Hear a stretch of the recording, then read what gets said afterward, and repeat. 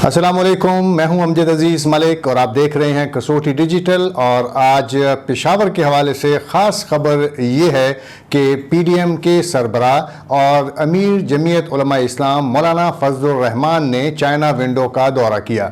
China window एक सकाफ़ती मरकज़ है और पेशावर में पाक चीन दोस्ती के लिए बनाया जाने वाला स्टेट ऑफ द आर्ट जो ये मरकज़ है उसको खासी मकबूलियत हासिल हो रही है। और आज मौलाना फजलुर रहमान ने जब इस सेंटर का दौरा किया तो उन्होंने मुख्तलिफ़ गैलरियाँ देखी जिसमें हमने उन्हें बताया कि किस तरह से चीन की सकाफ़त को उजागर किया गया है और चीन के बारे में जो इब्तदाई मालूमात हैं वो मुख्तलिफ़ गैलरियों में फ़राहम की जाती हैं। यहाँ पे न सिर्फ ये कि चीन के बारे में इब्तदाई मालूमात बल्कि ये भी बताया जाता है कि चीन के जो इन बड़े मकबूल जो विज़िटिंग प्लेसेस हैं वो कौन कौन से हैं, किस तरह चीन ने माशी और इक़्तिसादी मैदान में तरक्की की। और फिर पाक चीन दोस्ती की जो गैलरी है उसमें भी मौलाना फजलुर रहमान ने बड़ी गहरी दिलचस्पी का इज़हार किया और मुख्तलिफ़ जो तरक्की के मराहिल हैं उस बारे में भी तस्वीर मौलाना फजलुर रहमान ने देखी।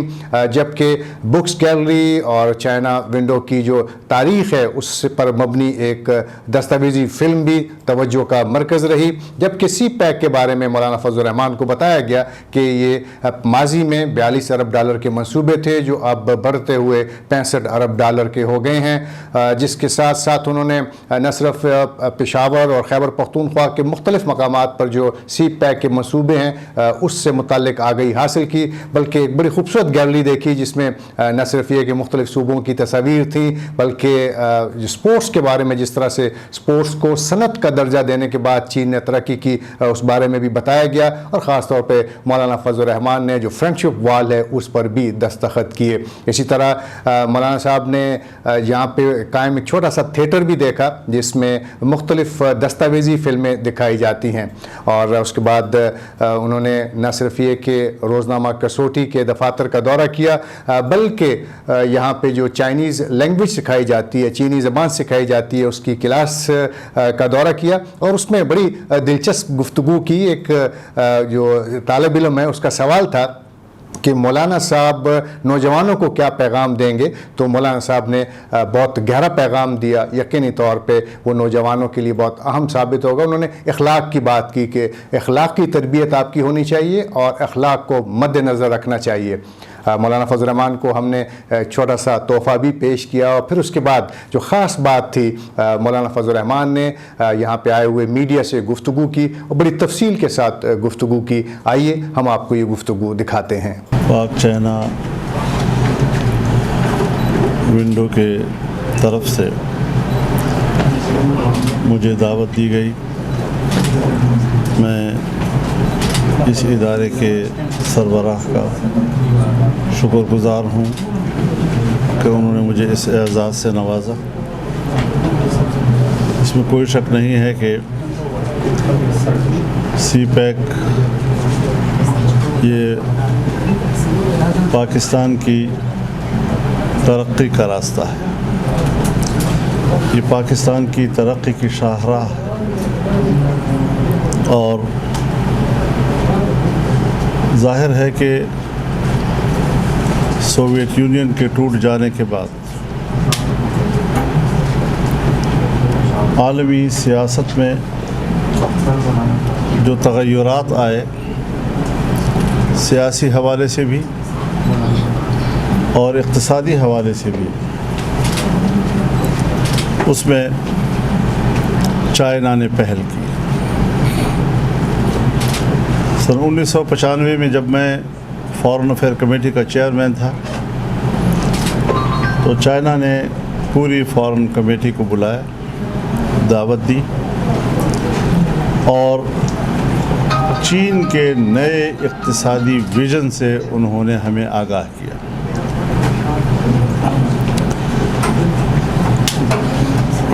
कम्युनिस्ट मुल्क होने के बावजूद और वहाँ पर बाकायदा एक सोशलिस्ट निज़ाम के बावजूद उन्होंने चीन के 5 शहरों को फ्री इकोनॉमी जोन बना दिया था, जिसमें फ़र्द की मिल्कियत को तस्लीम किया गया, उसको सरमायाकारी का حق دیا گیا اور وہاں پر تجارت کے راستے کھولے گئے،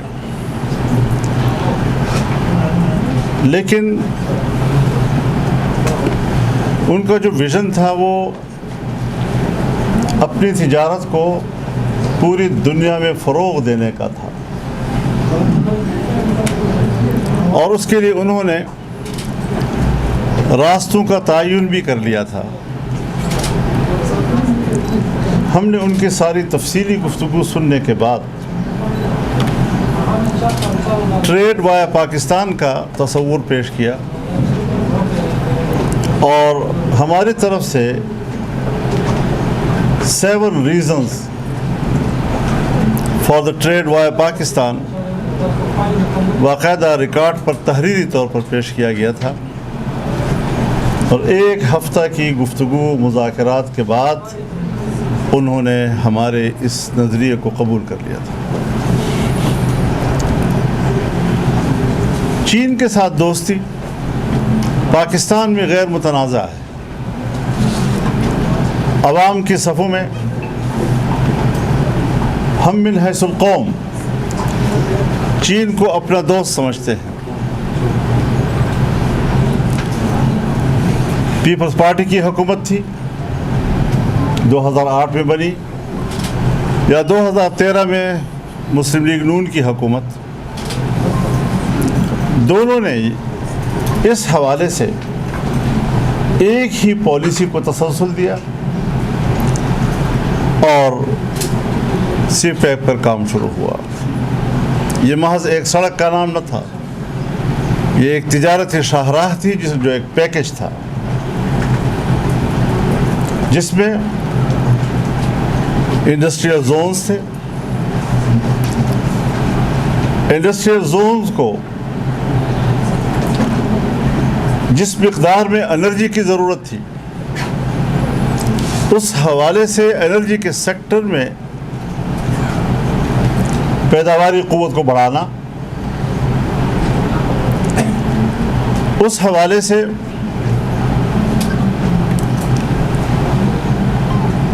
گیس پاکستان کو مہیا کرنا تاکہ انڈسٹری جو ہے وہ چل سکے،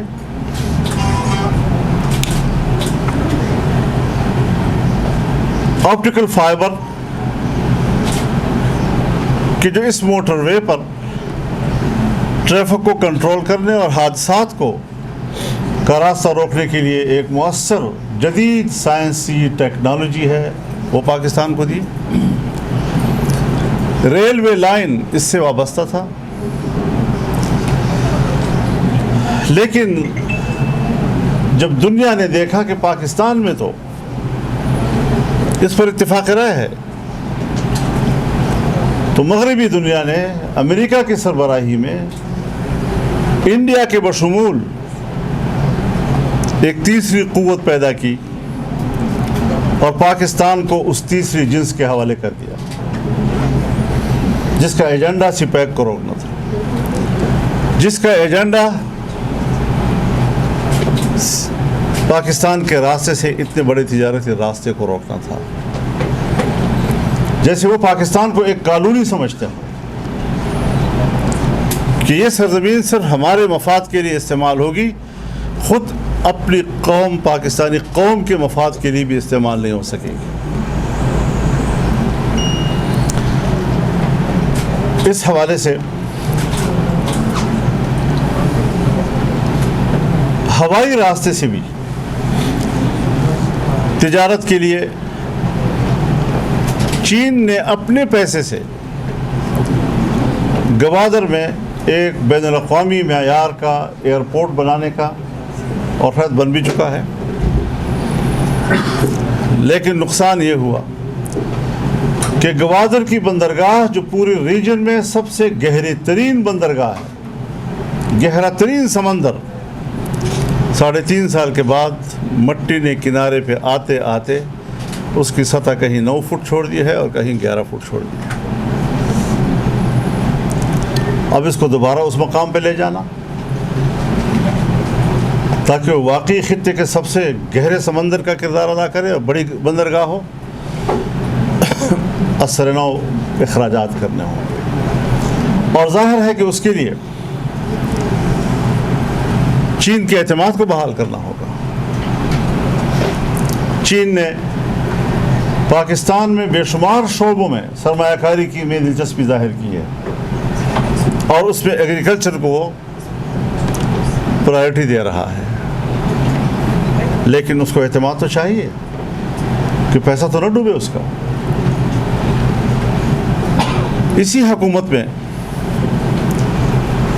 जिस तरह आपने रशकई इकनॉमिक जोन का जिक्र किया, इसी तरीके से अब डेरा इस्माइल खान में भी और बन्नू में भी इंडस्ट्रियल जोन बनेंगे।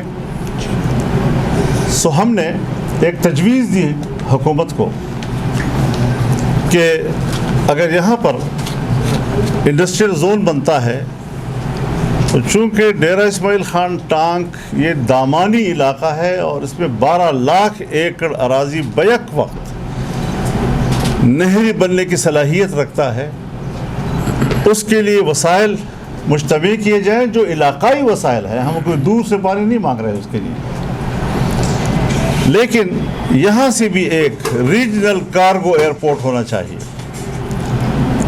जिस पर हुकूमत ने रजामंदी जाहिर कर ली है।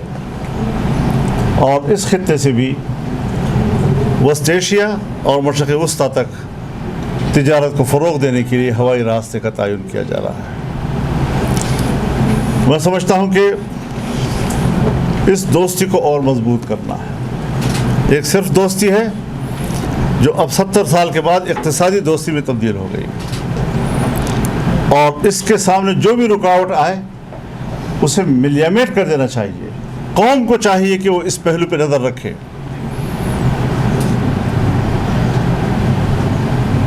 तिजारत की 3 सतह होती हैं। एक तिजारत होती है पब्लिक टू पब्लिक, दुकानदार है, मोहल्ले में बेच रहा है, छोटी मोटी चीज़ें हैं, ज़मीन कोई बेच रहा है, कोई दुकान बेच रहा है, कोई ख़रीद रहा है। एक होता है पब्लिक और स्टेट के दरमियान। जब आप कोई छोटी सी इंडस्ट्री लगा रहे हों, आप लोन ले लेते हैं बैंक से, वो आपको सपोर्ट कर रहा होता है, गवर्नमेंट आपको सपोर्ट कर रही होती है। और एक मेगा लेवल पर जब बैनुल-अक़वामी सरमायाकारी आपके मुल्क पे आती है और स्टेट टू स्टेट ट्रेड होती है और डेवलपमेंटल काम होते हैं। पहली मरतबा हमने देखा कि बाकायदा सरकारी तौर पर पॉलिसी ऐलान की गई कि पाकिस्तान मेगा प्रोजेक्ट्स का मुतहम्मिल नहीं है। सारे मंसूबे फ्रीज कर दिए गए और कहा कि हम मैक्रो लेवल पर तिजारत को फ़रोग़ देंगे, यानी अंडे और कट्टे की तिजारत। मजाक किया गया मुल्क के साथ। 25 करोड़ आवाम की आबादी का मुल्क, एक बड़े रकबे पर आबाद मुल्क, और उसको दुनिया से काटने की कोशिश की गई, चाइना से काटने की कोशिश की गई। तो जाहिर है कि फिर मुल्क में तब्दीली लाना ज़रूरी था। और हमारी जो जद्दोजहद थी वो मुल्क की मफाद कदम कदम पे साबित कर रही है कि उसी के लिए थी। हमने वो अज़ाइम समझ लिए थे कि किस मकसद के लिए 2018 में एक नई जिन्स पैदा की गई और धांधली के ज़रिए मुल्क पर मुसल्लत की गई। हमारे बहुत से सियासी दोस्त कभी नरमी कभी मसलहत से काम लेते रहे, लेकिन हम मसलहतों से बालातर हो गए और तहरीक को दवाम दिया, और वो तहरीक तमाम सियासी क़ुव्वतों को एक प्लेटफार्म पर मुत्तहद रखने का बायस बना और बिल आखिर उससे नताइज भी हासिल किए। लेकिन ये कुछ होती हैं हुकूमती कमज़ोरियाँ, लेकिन हुकूमती कमज़ोरियाँ जब स्टेट को कमज़ोर कर दें तो फिर वो कमज़ोर स्टेट कल अगर आपके पास था तो वही कमज़ोर स्टेट आज मेरे पास होगा, और फिर वही कमज़ोर स्टेट अगले को मुंतकिल होगा। कमज़ोर स्टेट को दोबारा ताकतवर बनाना بین الاقوامی دنیا کے ساتھ مفادات کا اشتراک، اس کے لیے ان کا اعتماد، یہ کوئی معمولی مسئلہ نہیں ہے کہ آپ کہتے ہیں کہ 1 سال کے اندر فرق یہ ہوتا ہے کہ کبھی آپ جی ڈی پی رکھتے ہیں 6.5% پہ، اور اگلی حکومت آتی ہے وہ 0 پہ لے آتی ہے. اتنا بڑا تفاوت پاکستان کی تاریخ میں کسی نے نہیں دیکھا ہوگا. تو ظاہر ہے اب سیاست کو اٹھانے میں دقتیں آ رہی ہیں. سیاسی ہلچل، سیاسی عدم استحکام، یہ بذات خود معاشی عدم استحکام کا سبب بھی بنتا ہے. لیکن الحمدللہ جب تیسرے مرحلے میں دنیا داخل ہو رہی تھی کہ اب دفاعی نظام کو سبوتاش کیا جائے، اس مرحلے کو بھی ہم نے بچایا ہے. اور اللہ کے فضل و کرم سے انشاءاللہ العزیز معاشی طور پر بھی ملک کو مستحکم کیا جائے گا، اور اس ملک کو ترقی دی جائے گی، اس کو ترقی کے راہوں پر گامزن کیا جائے گا. میں بہت خوش ہوا کہ پشاور میں ایک ایسا مرکز کہ جو پاک چائنا کے تعلقات اور دوستی کا عنوان بن گیا ہے، اس کو آگے بڑھنا چاہیے، اس میں ان کا کردار ہونا چاہیے. اور میں تو چونکہ جس طرح ایک اچھی بلڈنگ کی بنیاد میں سریا روڑا وغیرہ ہوتا ہے، تو ہماری حیثیت اس کی ہے نظر نہیں آتی جی، لیکن ہماری چونکہ اس میں دلچسپی ہے، ہم اس کے لیے ہر تعاون کرنے کے لیے تیار ہیں، آپ سے رہنمائی لینے کے لیے ہم تیار ہیں، اور انشاءاللہ اس مقصد کو ہم حاصل کریں گے، اور کسی بھی قسم کی رکاوٹ کو انشاءاللہ قومی وحدت کے ساتھ دور کریں گے. پبلک کو بھی یہ ساری باتیں سمجھنے کی کوشش کرنی چاہیے کہ ملک کو کمزور کرنا، ایسی قوتوں کو ہم نے فارغ کرنا ہے، ملک کو طاقتور بنانا، ایسی قوتوں کو ہم نے آگے لانا ہے. اللہ تعالی ہماری مدد فرمائے، پاکستان کی حفاظت فرمائے، اور اسے ترقی سے سرفراز فرمائے. وآخر دعوانا الحمدللہ. اس کے ساتھ ہی اجازت دیجیے. امید ہے کہ آنے والے دنوں میں اور بھی ممتاز شخصیات چائنا ونڈو کا دورہ کریں گی اور پاکستان اور چین کے درمیان دوستی کے رشتے کو مزید مضبوط کرنے میں اپنا تعمیری کردار ادا کریں گی.